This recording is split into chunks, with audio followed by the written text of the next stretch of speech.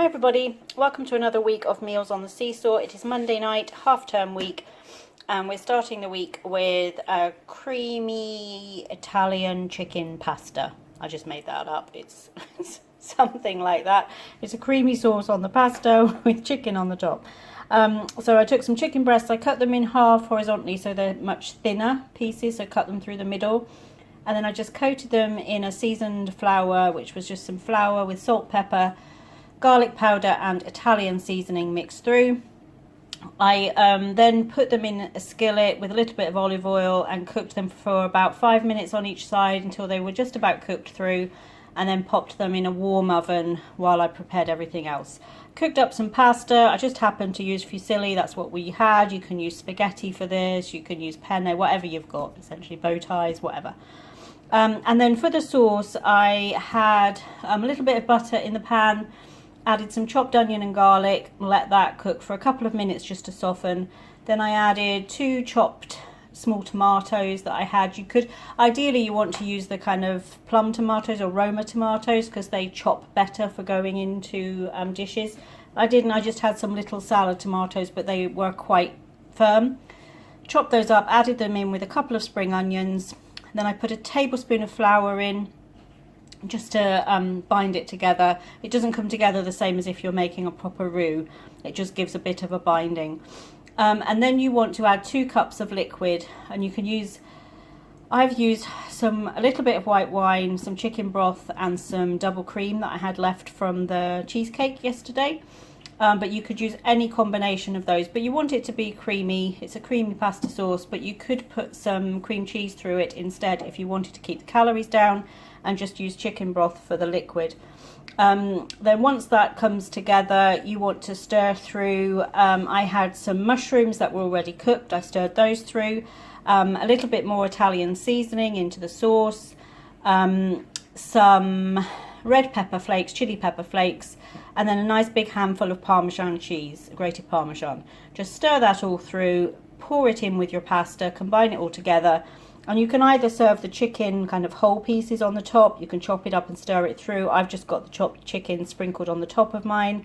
Now Caleb probably won't enjoy, he doesn't really like creamy sauces, so I've just done him some red sauce on some pasta with some mozzarella cheese on, and then he's got some of the chicken over the top. So similar meal, but just with the red sauce, and that shows how you can, again, cook for the family, but break it down a little bit at the point that you serve it if you need to. I just took a couple of spoons of the pasta out of the water before I combined it with the sauce, and that's made up a dish for him. So you don't have to cook a completely different meal if you're making something that you don't think the children will like. But this is our start to the week, a creamy chicken Italian pasta. Hi everybody, it's Tuesday evening, and tonight we have got simple pies. These are the Aldi frozen chicken pies, which we quite like. I've got some mashed potatoes, just because I haven't had mash for ages. I don't remember the last time I had mash, although it probably wasn't as long ago as I'm thinking. We've had lots of pasta and rice and like roasted style potatoes and baked potatoes, but I haven't had mash for a while. So got mash and gravy and some steamed vegetables. So that is mine. And that is Caleb's. Now today is Shrove Tuesday, which in the UK we also refer to as Pancake Day. And so over here I've got my pancake batter ready to go. I make a simple batter out of 100 grams of plain flour and a pinch of salt. I pop that into the bowl with an egg, which I just sort of blend through. It doesn't really blend because there's more flour than egg, but just sort of combine it in, and then I gradually incorporate 300 mils of milk into the mixture until it makes a nice thin batter. And then I've got some melted butter ready to go, and we make ours in our little kind of omelette pan. That's how we like them. So Caleb and I will have those, and then Tony's got some American buttermilk pancakes, just the store-bought ones that he's going to heat up for his pancakes. So we've got pancakes for pudding, chicken pies with mash and veg for dinner on this Shrove Tuesday evening.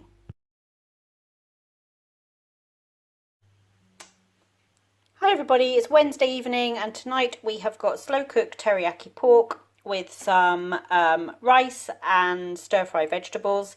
So this was just 2 of the pork fillets, or pork tenderloins as they're called in the States.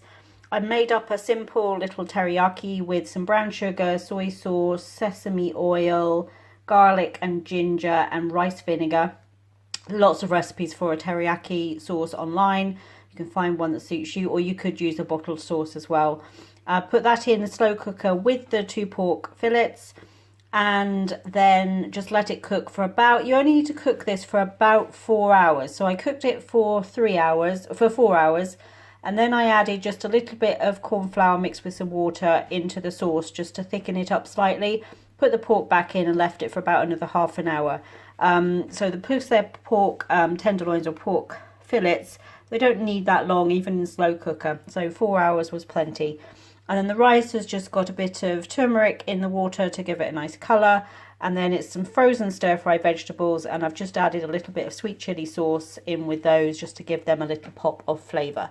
So that is our Asian-inspired slow cooker teriyaki pork with rice and vegetables. Hey everybody, so it's Thursday night. On the menu tonight we've got something we call burger and fries pot pie. So this is absolutely family, kid friendly. I was thinking, especially if you've got a child that perhaps is gluten-free or has reduced gluten, and you want to do a burger kind of style flavour meal for them, this is a great way to do it. So in the bottom, and if I show you Caleb's plate, you will see it under there, is a package of mince. This is so simple. A package of mince, which I fried up in a skillet with some onion. You then want to season it as if you were making your own burgers. So whatever you like, you can use a burger mix. So there are different burger seasonings available. I just added some garlic powder, some paprika, and then a little bit of season oil to put through it. Once you combine that through, you just want to stir through, it was probably 1 to 2 tablespoons of flour, and that just gets rid of any of the juices or oil that's left in the bottom of the pan, because you don't want it soggy when it goes into your casserole dish. Then you stir through a can of chopped tomatoes. You could use a can of baked beans if you wanted to. I wouldn't use passata because it's too liquid. You can have too much liquid that way. But a can of chopped tomatoes is perfect. And you could use, if you were in the States, you could use rotel, which has got the jalapenos in it as well. You could stir through other vegetables if you wanted to. I don't, because it's burger and fries essentially, and you wouldn't normally have other vegetables in with the burger mix, but you could if you wanted to. Then you pop it into your casserole dish, and over the top you put a layer of cheese. Now you can either use grated cheese, you want something that melts well, so either some grated cheddar, mozzarella, something like that, or some Gruyere or Emmental, something Swiss cheese style. Or you could put slices of the kind of processed cheese that's often used in burgers. You could put slices of that over the top. And then you just want to put a layer of chips on the top of it. So frozen chips, I use the crinkle cut because they actually nestle together quite well. But you can use any frozen chips on the top. Pop it in a 200 fan oven for about 20 to 25 minutes. Have a look and see how long your chips should take to cook. You want just probably a few minutes more than that. And then that's how it comes out. Now I have cooked up a few extra chips from the pack in the active fryer just to have on the side, as my hungry boys, that would not be enough chips for them. I won't have extra chips with mine because those will be plenty for me. But yes, a quick and simple, probably start to finish on this one 30 to 40 minutes is all it takes to pull together, and would be a big hit, I think, if you've got children that like burger and fries. It's something a bit different from a shepherd's pie or a cottage pie. And if it's, if you don't mind giving them chips as a treat, then this is a good way to get them to eat whatever's underneath it as well. So anyway, we're off to enjoy this on a Thursday night. Hi everybody, so it's Friday night and I've got complete comfort food tonight. So this is just a layered up potato, onion, bacon kind of bake. This is something very similar to my mum used to make this quite often when I was growing up. And now as an adult, I realise that she made it because it was a really cheap meal and you could feed a lot of people for not a lot of money. So that is why she would make this quite often, but I just love it. It's real comfort food for me. I got it with baked beans. So it's just slices of onion, potato and bacon medallions, all just layered up in a pan in a casserole. Pour over a little bit of stock. I used some vegetable stock and I used about 200 mils. poured that over, seasoned it in between the layers with a little bit of salt and pepper, and then cooked it with some foil over the top. Cooked it for about an hour, just over an hour, until the potatoes were just done. Then I sprinkled some cheese over the top. It's a mixture of cheddar and mozzarella. Popped it back uncovered into the oven for about another 10 or 15 minutes until everything was nicely cooked through and the cheese was nice and melty. Now the boys are having some chicken steaks with theirs. I'm just having it as it is with baked beans on the side for me. And then been baking again today. Today we've made banana bread brownies. So banana bread has obviously been a big craze during lockdown with all the banana breads on Instagram and TikTok. Well, this is just a simple banana bread recipe. It's one that uses sour cream, mashed bananas, some butter and sugar and eggs and vanilla. And it's got some chopped walnuts in the mixture too. And then instead of cooking it in a loaf pan, I've cooked it in a brownie pan, so a bigger rectangle pan.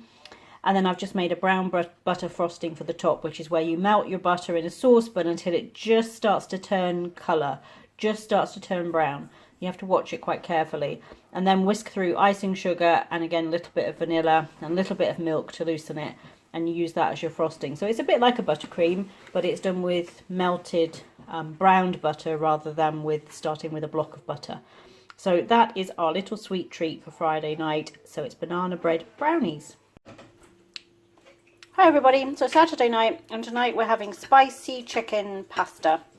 So the pasta I've used is rigatoni, which is the bigger ridged tube, so it's slightly bigger, thicker than penne, and gives it a nice hearty flavour.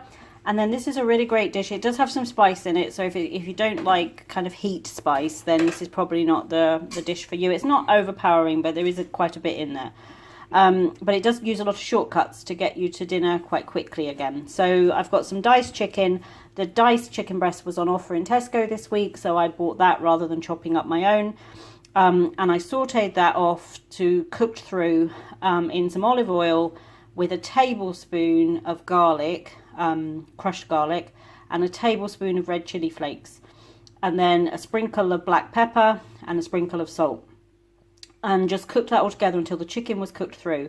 Then I stirred through a jar of pasta sauce, a regular pasta sauce, whatever your favourite is. You could use some homemade, you could use the fresh ones and from the deli counter if you want. You want about a 500 gram pot of marinara sauce. Stir that through so it's well combined, and then you want to stir through a pot, same size, 500 grams of a cheese sauce. So you want to either use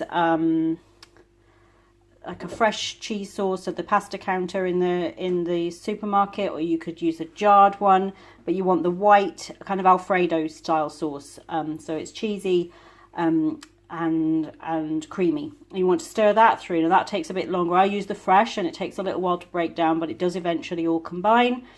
And then you just add in a handful of frozen peas, stir that with your pasta, and sprinkle some Parmesan on top. And it's really tasty. Uses shortcuts with the ready-made pasta sauces, but you could make your own if you wished. And is again another one of those meals that can be on the table in half an hour start to finish. So you want your pasta obviously cooked before you combine it at the end. That's mine, that is Caleb's. We've got a little bit of garlic flatbread to have with it. And we're off to enjoy this with our movie for Saturday night movie night. Hi everybody, so it's Sunday night and we're ending the week this week with a 1-pan roast dinner. So this is just my big enamel pan, and I've put everything in it to make the roast dinner. So in here we've got some, let me just see, where's my finger? There it is. Carrots, some pigs in blankets, some onions, some parsnips, some potatoes, and then in the bottom there somewhere there's some little kind of quartered Brussels sprouts as well. Some fresh herbs, that pack of herbs that I got on the grocery haul, which had some sage, rosemary and thyme in it. I just sprinkled those all around, put some olive oil over the top, mixed it all together, and it had about 30 minutes. Then I gave everything a good stir, and then it had about another 20 minutes. And the potatoes and the parsnips I let go for about 15 minutes by themselves before I added everything else in. Then on top of that I had these chicken thighs, which just have they were just combined with a bit of herb butter. So I combined some sage and some thyme, some garlic with some butter, softened butter, and rubbed that all over them.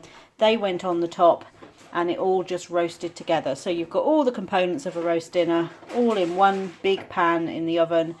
I like to cook it this way sometimes. I used to do this quite often when I lived in the States and I was just cooking for myself, so I could have a couple of chicken thighs or thighs and drumsticks and some vegetables and pigs in blankets and things around in the pan and just cook it all together.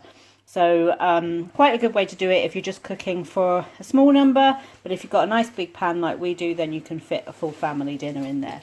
I have got some gravy and I have in there got some steamed vegetables, which you can't see because of the steam, but just our usual mix of peas, broccoli and cauliflower, just to go with everything, to make sure we've got plenty of veg.